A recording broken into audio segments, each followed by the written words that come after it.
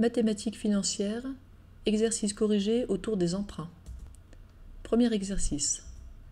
On me prête aujourd'hui 75 000 francs que je dois rembourser par des versements annuels de 10 000 francs. Le premier étant à verser dans un an.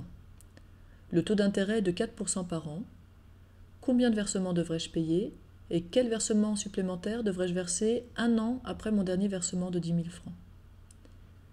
Indiquons tous les paramètres sur une flèche du temps. J'emprunte donc aujourd'hui 75 000 francs, puis à partir de dans un an, je rembourserai 10 000 francs, et ça, n fois, n étant inconnu. Et en date n+1, je pourrais faire éventuellement un versement supplémentaire, si jamais le remboursement ne tombe pas juste, ce qui est probable. Le tout se fait à un taux d'intérêt de 4% par an. Commençons par calculer n grâce à la formule des emprunts. J'écris donc que mes 10 000 francs fois 1 moins 1 plus 4% puissance moins n sur 4%, c'est mon V0 et c'est donc 75 000. Je divise par 10 000, je fais fois 4% pour passer 10 000 et 4% de l'autre côté. Puis je retranche 1.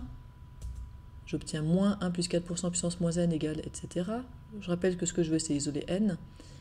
Je change les signes en multipliant par moins 1. Maintenant que j'ai des données positives, je peux appliquer le logarithme. J'ai moins n fois log de 1 plus 4% égale log de, etc. Et je termine en divisant par log de 1 plus 4%.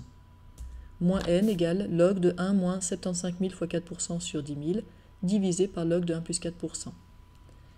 Je peux maintenant faire l'application numérique et je trouve que moins n égale moins 9,094, c'est-à-dire n égale 9,094. N est à peu près égal à 9,09, donc on fera 9 versements de 10 000 francs, plus un versement supplémentaire qui se fera en date 10, en date n+1. Pour calculer ce versement supplémentaire, il faut simplement se placer en date 10 et faire la différence entre ce qu'on a emprunté et ce qu'on a remboursé, puisque ce qu'on cherche, c'est à compléter justement cette différence. Donc plaçons-nous à la date du versement supplémentaire, c'est-à-dire à la date 10.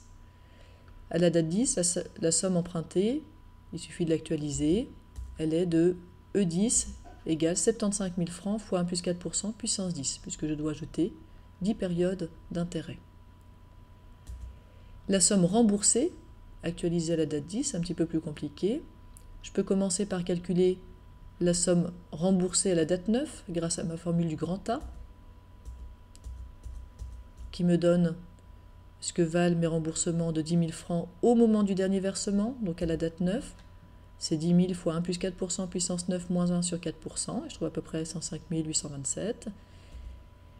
Ça, c'est la date 9, et je dois maintenant actualiser la date 10 en ajoutant une période d'intérêt, et donc en multipliant par 1 plus 4% puissance 1. Et je trouve à peu près 110 061, etc.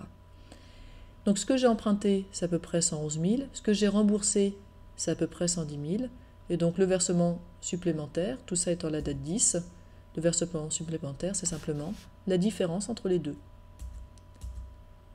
Le versement supplémentaire à la date 10, c'est la somme empruntée actualisée à la date 10, moins la somme remboursée actualisée à la date 10, et on trouve à peu près 957,25.